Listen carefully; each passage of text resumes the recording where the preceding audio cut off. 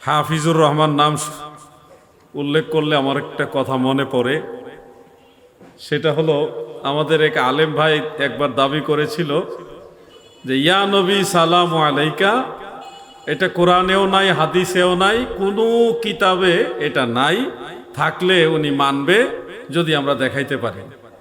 তা আমরা দলিল দেখাইলাম বেশ কয়েকটা, বেচারা মানতে নারাজ, না এটা কোরআনেও নাই, হাদিসেও নাই, ইয়া নবী সালাম আলাইকা, এটা আমাকে দেখান, আমি পারলে মানব। পরে আমি একটা কায়দা করলাম, ওই বেচারার নাম ছিল হাফিজুর রহমান। আমি বললাম যে হাফিজুর রহমান এই নাম রাখা শিরক, কারণ হাফিজ এটা হলো ইসমে ফাইল। হাফিজ মানে হেফাজতকারী, রক্ষাকারী, আর রহমান মানে আল্লাহ। হাফিজুর রহমান মানে আল্লাহর হেফাজতকারী, আল্লাহর রক্ষাকারী। নাউজুবিল্লাহ, হাফিজুর রহমান নাম রাখা যাবে না, এটা শিরক। এখন যে এই কথা বলার পরে বেচারা এখন তো টেনশনে পড়ে গেছে, অর্থ তো ঠিক আছে, হাফিজুর রহমান, রহমানের হেফাজতকারী, আল্লাহর হেফাজতকারী কোনো মানুষ হইতে পারে? আল্লাহর সংরক্ষণকারী তো কোনো মানুষ হইতে পারে না। এটা তো আসলেই চিন্তার বিষয়। উনি আবার ওই বক্তা সাহেব আবার তেমন একটা গ্রামার টামার এগুলি বুঝে না। আরেকজন আলেমকে উনি আবার সহযোগী হিসেবে নিয়ে আসলেন, উনি আবার একটু মোটামুটি ভালো আলেম। উনি ব্যাখ্যা দিতেছে, জিহাদি সাহেব আপনি গ্রামার বুঝেন না, হাফিজুর রহমান নাম জায়েজ আছে, এটা কোরআনের আয়াত অনুযায়ী জায়েজ আছে, গ্রামারের নিয়ম অনুযায়ী জায়েজ আছে। কেমনে জায়েজ আছে? এই আয়াতে এটা ইসমে ফাইল, এটাকে ইসমে মফউলের মানা ধরা হয়েছে, ওই আয়াতে এটাও ইসমে ফাইল, ওটাকে ইসমে মফউলের মানা ধরা হয়েছে। অতএব গ্রামারের একটা নিয়ম, নাহুর একটা নিয়ম হলো অনেক ক্ষেত্রে ইসমে ফাইল অনেক সময় ইসমে মফউলের মানা দেয়। জিহাদি সাহেব আপনি না বুঝেই বলেছেন, হ্যাঁ এটা ঠিক আছে। বেচারা এখন হাফিজুর রহমানকে মাহফুজুর রহমান বানাইয়া ইসমে ফাইলকে ইসমে মফউল বানাইয়া জায়েজ করাইছে। আমি তখন লাইভ এসে বললাম, ভাই সাহেব আমি এটা আগেই বুঝছি, আপনাদের বুঝাইবার জন্য পেঁচটা মারলাম। যেই গ্রামার দিয়ে হাফিজুর রহমানকে মাহফুজুর রহমান বানিয়ে ইসমে ফাইলকে ইসমে মফউল বানিয়ে নাম জায়েজ বানাইলেন, সেই গ্রামারের নিয়ম অনুযায়ী ইয়া নবী মূলত ইয়া আইয়ুহান নবী হিসেবে আল্লাহর কোরআন অনুযায়ী জায়েজ হয়। সুবহানাল্লাহ। গ্রামার দিয়ে যদি আপনার নাম জায়েজ হয়, গ্রামার দিয়ে ইয়া নবী সালামু আলাইকাও জায়েজ হয়, তখন বেচারা ঠান্ডা হইছে। এরপরে আর কোনোদিন শুনি নাই যে ইয়া নবী সালাম আলাইকা কোরআন হাদিসে নাই। আমার ভাই সাহেবের নামটা, আপনার নামই তো নাকি, মসজিদের ইমাম সাহেবের নামটা আমি পড়ে ওই কথা মনে পড়লো আর কি। অনেক সময় বুঝাইতে হয়, যেমন এক লোক তার পুকুরের মাঝখানে একটু শুকনা জায়গায় সেখানে একটা লেবু গাছ লাগাই দিছে। এই কিনারের কাছে একটু উঁচু জায়গায় এখানে একটা লেবু গাছ লাগাইছে। লেবু গাছে আল্লাহ পাকের দয়ায় লেবু ধরছে। এক বানর কিভাবে জানে সাঁতার কাটাই উঁচু জায়গায় গিয়ে তারপরে ওই লেবু গাছের লেবু পেড়ে পেড়ে পানিতে ফেলে দিতেছে। এখন লেবু গাছের মালিক ভয়ে আবার বানরের কাছেও যাইতেছে না, যদি আবার কামড় মারে বা নখ দিয়ে আসর মারে। এখন কি করলো, ওই লেবু গাছের মালিকের মাথায় একটা বুদ্ধি আসলো যে কি করা যায়। উনি একটা মাটির টুকরা নিয়ে যেদিকে কিনার তীর পার ওইদিকে একটা ঢিল মারলেন। বানর এটা দেখে বুঝতে পারলো যে ঢিল মারা লাগবে, উনি যেহেতু মারছে আমিও মারবো, বানরে শিখলো। এখন বানরে কি করে, লেবু পারে আর কিনারের দিকে তীরের দিকে এইভাবে ঢিল মারে। তো যিনি লেবু গাছের মালিক তিনি বলল যে আমার বুদ্ধিটা কাজে লাগছে, অন্ততপক্ষে পানি থেকে আর লেবু তুলে আনতে হবে না, লেবুগুলো আমার ঢিল মারার উসিলায় শিখছে, শিখে এখন কিনারের মধ্যেই লেবু ফেলে দিতেছে, আমার কাজ আগাইতেছে। তো বলার উদ্দেশ্য হলো, আহলুস সুন্নাহ ওয়াল জামাত তথা সুন্নি জামাতের প্রতিটি আমলই কোরআন হাদিস দ্বারা প্রমাণিত, দলিল সম্মত। কেউ জানে কেউ না জেনে মিথ্যা তহমত দেয়, বিদআত, হারাম, শিরিক এগুলি ফতোয়া দিয়ে দিয়ে মানুষের মনের ভিতরে ভয় ঢুকায় দেয়। কিন্তু অনেক জিনিস আছে আমাদের সমাজে প্রচলিত যেগুলিকে বিদআত বিদআত বলা হয়, অরিজিনালি সেগুলি বিদআত নয়। বিদআত দুই রকম, আপনারা হয়তো অনেকে জানেন। বিদআত দুই রকম। আমি এই বিদআতের ক্লাসিফিকেশন করিনি, এই ক্লাসিফিকেশন স্বয়ং আল্লাহর হাবিব রাহমাতুল্লিল আলামিন হুজুরেপুর নূর সাল্লাল্লাহু আলাইহি ওয়াসাল্লাম করে গেছেন। প্রিয় নবীজি দুই ধরনের আবিষ্কারের কথা বলে গেছেন। এক ধরনের আবিষ্কার হলো মান সান্না ফিল ইসলামে সুন্নাতান হাসানা, যারা ইসলামের মধ্যে ভালো কোনো প্রচলিত করবে, ভালো কোনো জিনিস প্রচলন করবে, আল্লাহর নবী বলেছে কানা লাহু আজরু, এটার জন্য তার সওয়াব আছে, প্রতিদান আছে। ভালো জিনিস প্রচলন করলে এটার জন্য তার সওয়াব আছে।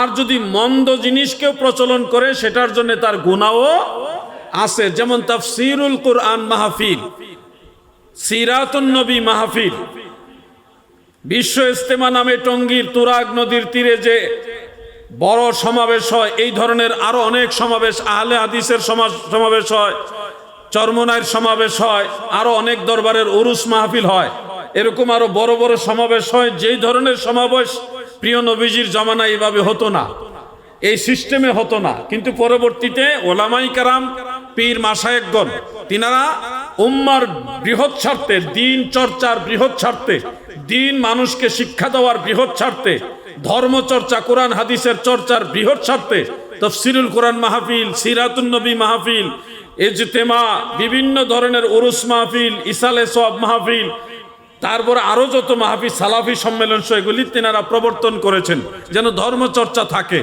এগুলো যদিও রাসূল পাকের জামানায় ছিল না, সাহাবীদের জামানায়ও ছিল না, তাবিঈদের জামানায়ও ছিল না, পরবর্তীতে ইসলাম এবং মুসলিম উম্মার বৃহৎ স্বার্থে উলামায়ে কেরাম তিনারা এগুলি প্রচলন করেছে। যেগুলি কোরআন সুন্নাহ সমর্থিত, এগুলাকে বলা হয় সুন্নতে হাসানা।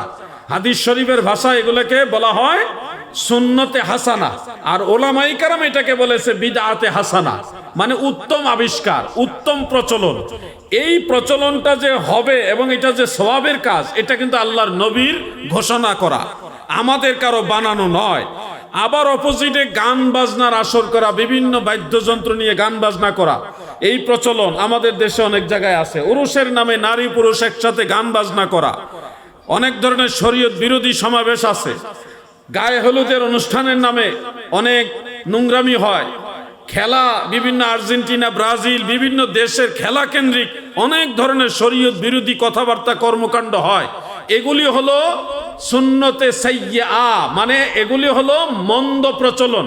বিদআতে সাইয়্যা, মন্দ বিদআত, যেগুলি ইসলামে গ্রহণযোগ্য না, এগুলো যারা করবে তারা গুনাহগার হবে এবং সেই গুনার কারণে জাহান্নামে যাবে। দুই ধরনের বিদআত আছে। আমার যুবক ভাইরা গো, দিলের কান লাগায় কথাগুলো শুনবেন। কিছুক্ষণের মধ্যেই আবুল কালাম বয়ানী সাহেব চলে আসবে, এই জন্য আমি এক ধরনের ভূমিকা ছাড়াই কথাগুলো শুরু করে দিলাম। বয়ানী সাহেবের আলোচনা দরকার। ওনাকে অনেকে গালাগালি করে, আমাকেও তো গালাগালি করে। যখন তার ব্যবসার মধ্যে হাত পড়ে, তার 2 নম্বর মালের মধ্যে ভেজাল যে আছে এটা আমরা ধরাই দিই মানুষকে, তখন তো এমনি আমাদের বিরুদ্ধে কিছু মানুষ খেপে ওঠে। এই জন্যে বয়ানী সাহেবরা গালি দিলে আমার ভালো লাগে। আপনাদের কাছে অনেক মোটিভেশনাল বক্তা ভালো লাগে, কিন্তু আমার কাছে বয়ানী সাহেব ভালো লাগে। কেন জানেন? মোটিভেশনাল বক্তা সে মানুষকে বিভিন্নভাবে বায়াস্ট করে তার যে আমদানি করা মেসেজ এটা সে প্রচলন করবে। আর বয়ানী সাহেবদের মতো যারা আলেম, তারা বাইরের কোনো এজেন্ডা বাস্তবায়ন করবে না। তারা শেরে বাংলা আল্লামা আজিজুল হক সাহেব রহমতুল্লাহ আলাই মদিনাওয়ালার যে সুন্নিয়তের দাওয়াত দিয়েছেন, সেই ইসলাম আপনাদেরকে শিক্ষা দিবে। এই জন্য আমি বয়ানী সাহেবদের মতো যারা আলেম তাদেরকে বেশি মহব্বত করি। যারা আকীদার ব্যাপারে কাউকে চিনে না, আকীদার বিপরীতে যেই দাঁড়াবে তাকে চিনে না, ছাড় দেয় না, এগুলি হলো একেবারে মানে টাটকা নির্ভেজাল সুন্নি। এইখানে গিয়ে আত্মীয়কেও ছাড় দিবে না। এই ধরনের লোক যদি ময়দানে না থাকে, তাহলে কোন সময় আমরা গুলালু সুন্নি হয়ে যাব ঠিক নাই। সুন্নিদেরকে সুন্নি হিসেবে রাখার জন্যে বয়ানী সাহেবের মতো বক্তা আমাদের দেশে আরো দরকার। জাহাঙ্গীর হুজুরে আপনারা কে কত কিছু বলেন, ওনার অনেক দোষও আছে। জাহাঙ্গীর সাহেবের অনেক দোষও আছে, গুণও আছে। তবে ওই অনেক মোটিভেশনাল বক্তা যারা ওয়াহাবি খারিজিদের সাথে কুলাকুলি করে, তাদের চাইতে আমার জাহাঙ্গীর হুজুর ভালো। এতে আপনি বেজার হইলেও হইতে পারেন, না খুশি হইলেও হইতে পারেন। কারণ সুন্নিয়তের দুঃসময়ে, দুর্দিনে আকীদার জন্য সবার আগে যেই মানুষগুলি থাকবে তারাই হলো আমার অরিজিনাল সুন্নি বন্ধু।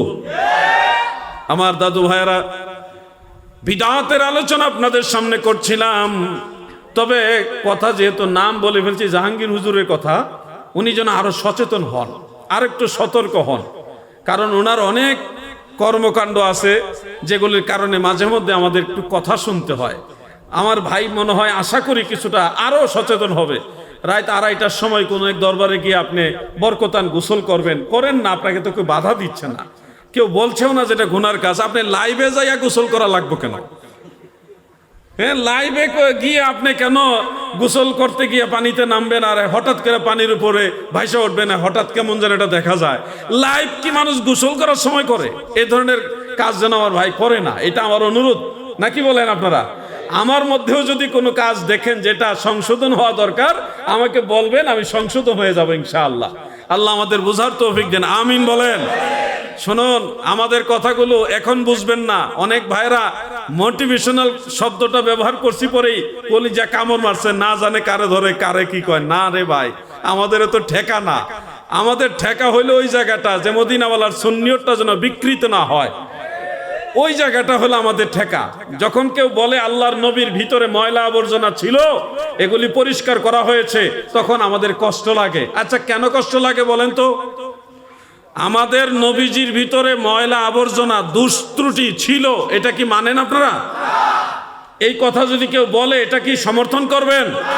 ওই সময় প্রতিবাদ করি। কেন করি? ব্যক্তির জন্য না। ওই যে মদিনাওয়ালাকে ভালোবাসি, আমার নবীর ব্যাপারে বলছে, নবীর ভিতরে বলে দোষ ছিল, শর্টকামিং ছিল, নবীজির ভিতরে ময়লা আবর্জনা ছিল। এই কথা শুনলে তখন কষ্ট লাগছে, এই জন্য প্রতিবাদ করছি। এই প্রতিবাদটা অনেকে মনে করছে না, উনি মনে হয় হিংসা করে করছে। না, নবীর দুশমনেরাও যখন নবীর শানের বিরুদ্ধে কথা বলে, তখন আমরাই প্রতিবাদ করি, ঠিক কিনা বলে? বাইরের মানুষ নবীর শানে বেয়াদবি করলে ধরবো, নিজের ঘরের মানুষ বললেও ধরতে হবে। সব জায়গায় যদি তেল মাইরা চলি, তাহলে মদিনাওয়ালার দরবারে, ময়দানে মাহশারে আল্লাহর দরবারে আমাদের জবাবদিহিতা করতে হবে। ভাই আমার, যা কিছু বলছি, যারা জ্ঞানী শ্রোতা তারা ঠিকই বুঝতে পারছেন। আমরা জোয়ারে ভাসি না, আমরা হিসাব কইরা ভাসি। আল্লাহ আমাদের বুঝার তৌফিক দেন, আমিন।